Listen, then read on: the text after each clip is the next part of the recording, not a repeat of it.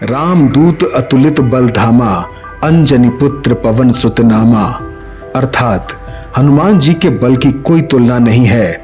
उनमें सारे ब्रह्मांड को एक दिन में बिना थके 100 से ज्यादा परिक्रमा कर सकने की सामर्थ्य है।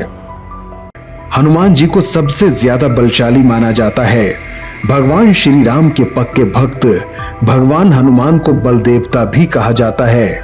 उनमें 100 हाथियों के बराबर बल था। अपनी ताकत पर घमंड करने वाले भीम का घमंड तोड़ने के लिए श्री कृष्ण ने हनुमान जी को भेजा था। भीम उनकी पूंछ तक नहीं हिला पाए थे। ऐसा माना जाता है कि इस ब्रह्मांड में ईश्वर के बाद यदि कोई एक शक्ति है तो वो है हनुमान जी।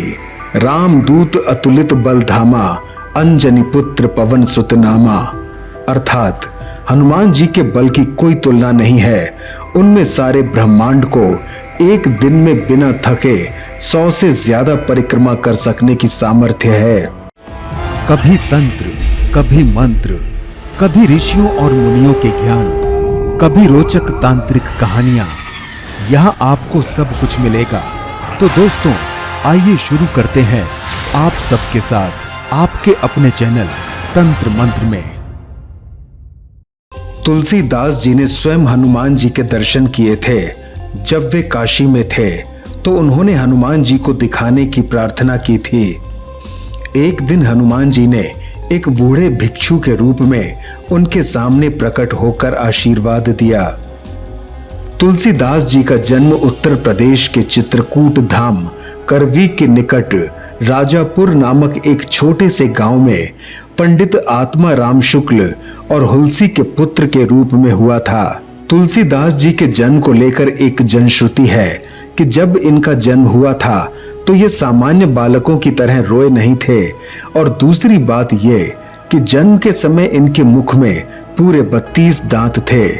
इस कारण से कुछ लोग इनको महाकवि वाल्मीकि का स्वरूप मानते थे। इसके अतिरिक्त भी बहुत सारी जनश्रुति एवं लोक मान्यताएं इनके जन्म को लेकर रही हैं। उन्हीं घटना चक्रों में से आज तुलसीदास जी के जीवन की एक घटना के बारे में बताते हैं कि उस समय जैसे जैसे पूज्यपाद गोस्वामी तुलसीदास जी की ख्याति चारों ओर फैल रही थी तो लोगों को उनके बारे में जानने की अधिक रुचि बढ़ रही थी। ये प्रसिद्धि इतनी बढ़ी कि राजाओं के दरबार तक पहुंच गई। उस समय तत्कालीन शासक बादशाह अकबर था, जिससे दरबार में भी तुलसीदास जी के चमत्कार की चर्चाएं होने लगी। ये बात अकबर को और उसके दरबारियों को नहीं पची और उसने आदेश दिया कि दरबार में बाबा तुलसीदास को पेश किया जाए। दरबार में उपस्थित दरबानों ने आदेश पाते ही उसके पालन लिए अपने सेवकों को तुलसीदास जी के पास भेज दिया और उन्हें दरबार में उपस्थित होने का आदेश दिया। अब राजा के आदेश को शिरोधार्य करते हुए बाबा गोस्वामी दास जी अकबर के दरबार में उपस्थित हुए और वहां पर बुलाने का कारण बादशाह अकबर से पूछा। तब अकबर ने तुलसीदास जी से पूछा कि जो ये रोज आपके चमत्कार की चर्चाएं दरबार में हो रही हैं, क्या ये सब सच है या फिर मन घड़ंत तत्वहीन असत्य कथाएं हैं? और यदि घटनाएं सब सच हैं तो आपको कुछ ऐसा चमत्कार दरबार में करना होगा। इस पर तुलसीदास जी ने प्रत्युत्तर देते हुए कहा कि ये बात मेरी प्रकृति और प्रवृत्ति दोनों के विपरीत है। जो इच्छा करे हो मन माही, राम कृपा कछु दुर्लभ नाही। और बोले कि मेरा किया हुआ कुछ नहीं है, सब कुछ मेरे प्रभु राम का किया है, वही मेरे सर्वस्व हैं और मैं उनका हूं।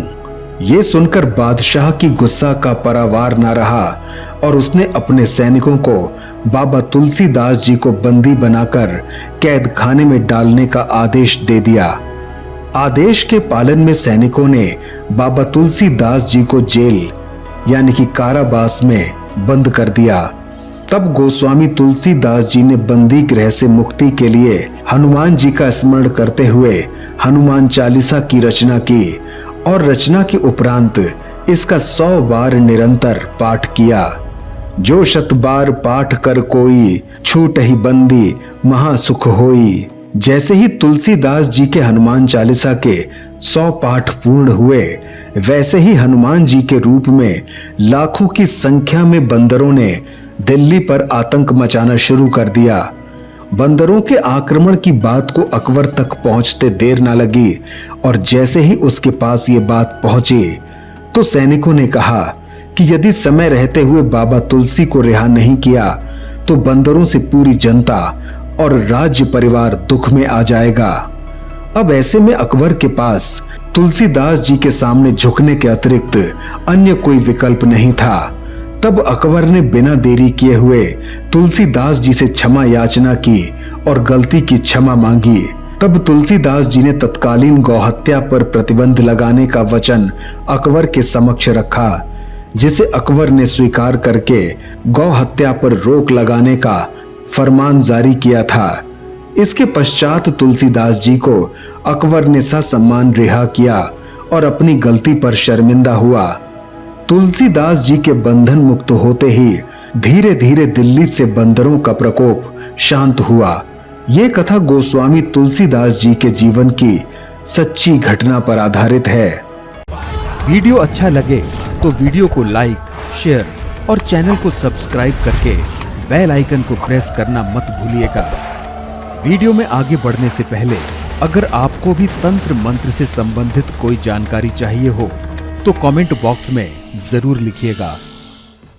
तो मिलते हैं एक नए वीडियो के साथ, तब तक के लिए अपना ध्यान रखिएगा। यहाँ दी गई जानकारी इंटरनेट पर उपलब्ध सामान्य मान्यताओं और जानकारी पर आधारित है। तंत्र मंत्र इसकी पुष्टि नहीं करता है। कोई भी साधक यदि तंत्र सीखने या उसका अभ्यास करने में रुचि रखता है तो उसे पहले एक योग्य गुरु की तलाश करनी चाहिए। तांत्रिक विद्या का प्रयोग किसी योग्य जानकार के सानिध्य में ही करना चाहिए, नहीं तो जरा सी गलती होने पर परिणाम बहुत भयावह होते हैं।